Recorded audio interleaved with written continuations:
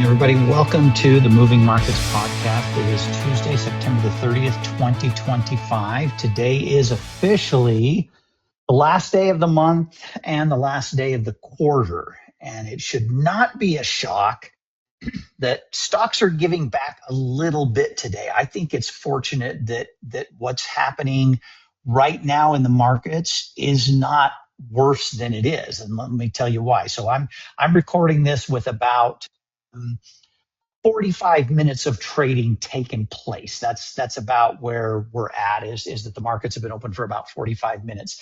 And thankfully, I just refreshed that page because it wasn't doing it on its own. You can see the Dow Jones is actually up a little bit, not much. S&P down a little bit, and NASDAQ taking a little bit of a hit. None of these are big, giant movements. The Dow Jones being up 20 points is 0.04%. The S&P being down 5.5 is not even 0.1%. And the NASDAQ being down 52 is only 0.25%. So none of these are big moves. And in fact, there are some NASDAQ components. I'm looking at Marvell. I'm looking at PA&W, Palantir. CoreWeave is having, I don't even know CoreWeave signed a big contract and is having a massive day, up 15% to the upside on CoreWeave. We'll talk about that in a minute. But, there's a handful of NASDAQ stocks, and even though the NASDAQ is down a little bit, the damage is not too bad. What surprises me about this is twofold. Number one, I thought it would be a little bit worse simply because it is the last trading day of the month, the last trading day of the quarter. And yesterday was a bullish day, and I expected today to give back a little bit. And so far, that's not happening very much. I mean, again, NASDAQ giving back just a little tiny bit, but the S&P, while I'm speaking, might actually go into positive territories, barely down a few points. We'll see what happens. The other reason I thought you might see more sell-off today than what we're actually seeing is because of this looming government shutdown. It seems right now a foregone conclusion that the government is going to shut down at least for a little while. I have a hard time believing. I could be wrong. It's 8:20 my time in Mountain Time Zone. So it's only 10:20 in the morning on the East Coast right now, Washington, D.C. time. And it's not out of the realm of possibilities that something could happen during the day such that a clean resolution is passed and the government funding gets extended. I think they're talking about extending until November 21st. I mean, it's a Band-Aid on the situation if they decide to extend the funding for all the government. I think it's going to be really, really difficult, even though they have, most, if not all of the mainstream media is going to do their best to spin things for the Democrats. I think this one is going to be hard for the general public, for most of the public, to think of as anything other than a Democrat shutdown. I think if we do shut down at midnight tonight, Eastern time, I think it's going to be incredibly difficult for it to not be seen as a Democrat shutdown. And the reason for that is in spite of the fact that they'll have so much of the media on their side, what the Democrat Party, what Chuck Schumer and Hakeem Jeffries are asking for is what was so flatly and blatantly and resoundingly rejected in the November elections last year. And I don't want to turn this into a political commentary, but this affects the stock market. And I've always said that when it affects the stock market, I'll try to give you an honest opinion on why it affects the stock market. The reason I think it's going to be so difficult, again, for Democrats to spin this as being anything other than their fault, they're asking for somewhere between, depending on which reports you listen to and how much it changes from day to day, they're asking for anywhere from $500 billion to $1.5 trillion to be added into the budget, mostly for health care and for the cuts that were made to Medicaid. But what they're not able to spin out of, like they have so many times in the past, is the money they want back from Medicaid is primarily to keep illegal immigrants on Medicaid. And the American people are just resoundingly rejecting that. I don't want one penny, one single penny of my tax dollars being spent on Medicaid for someone who is here illegally. For just my wife and I, we don't have any of our we don't have any dependent kids anymore. We don't have any of our children on our health care anymore. I take that back. Actually, my 22-year-old college son, I guess he is still on our benefits. So I recant what I just said. My wife, myself, and my son, we pay over $1,000 a month to be insured. And then we've got to pay deductibles on top of that. And I pay a fair amount in taxes. I don't want one penny, one single penny of my tax money going to provide a policy, a Medicaid policy to someone who is here illegally. Now, I'm not in favor of a hospital emergency room turning someone away who has an emergency, regardless of who they are. If someone gets hurt, if a child gets hurt, if a mother is sick, if a father gets hurt, I don't want them going into a hospital and the hospital saying, I'm sorry, you don't have insurance, we're not going to treat you. But that's never been the case in our country. That never will be the case. I don't want them to have a government paid for insurance policy if they're here illegally. And I think that's where the majority of Americans are. Maybe not a super majority, like 80 or 90%, but I'll bet it's well over 65 or 70% of Americans don't want that. And that's the main thing. That's the biggest thing that Democrats are looking for in their demands for this funding situation. But it's more because of what they're asking for than the fact that they're just asking. In the past, when Democrats have been the ones saying, we're not doing anything unless you do this and this and this, it's always spun as though the Republicans aren't willing to do these things or have these other demands that they want, and they're always painted as the bad guys. This has been a real hard time for the media to paint the Republicans as the bad guys in this situation. So all of this, I don't want to make this overly political, but all of this I thought would have a little bit bigger effect on the markets.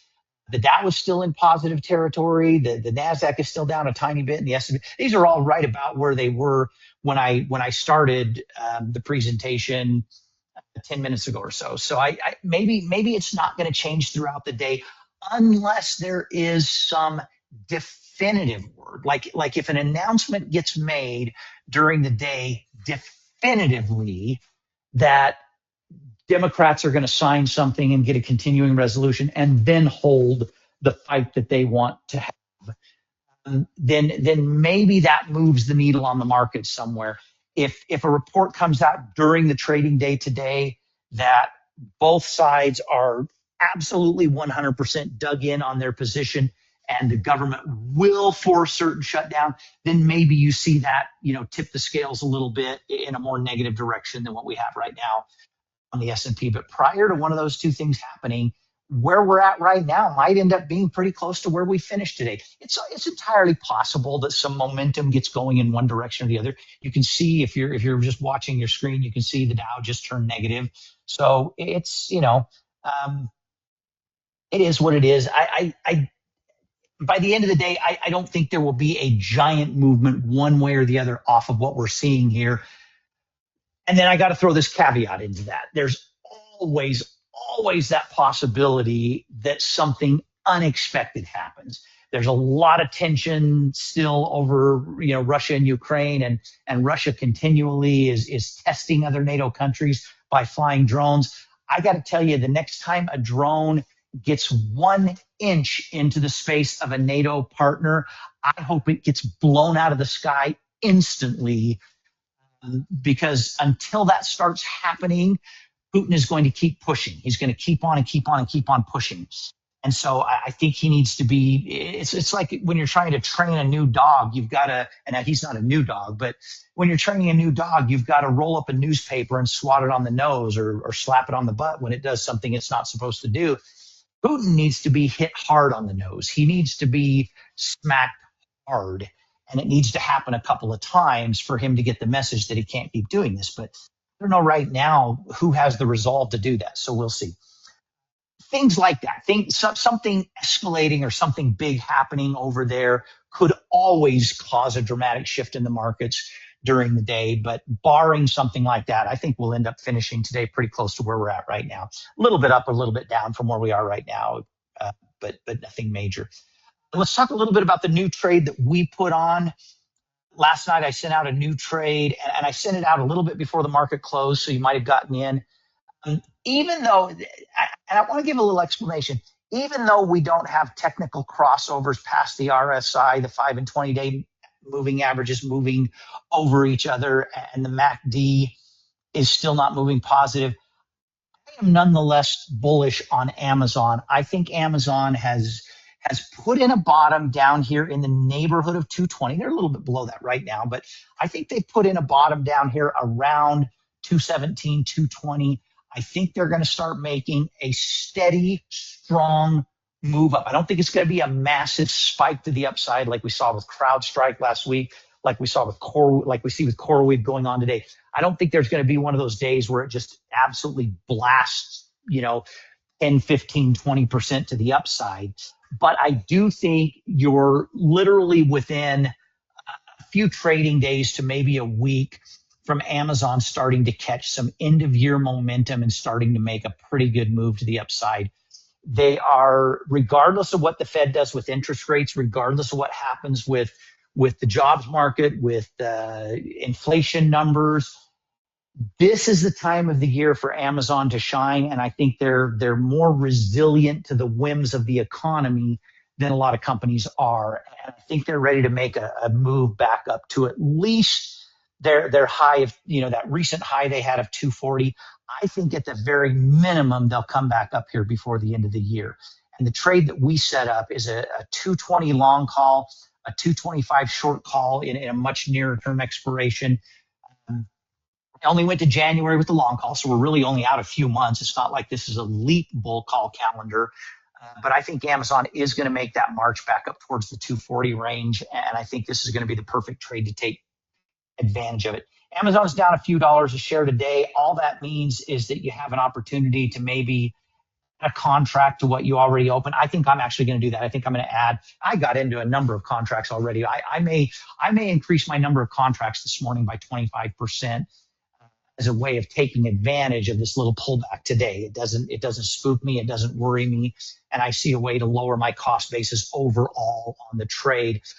I might even, if this pullback today continues another day or two, I might buy to close the October 17th short calls and then let long calls run a little bit prior to the earnings report.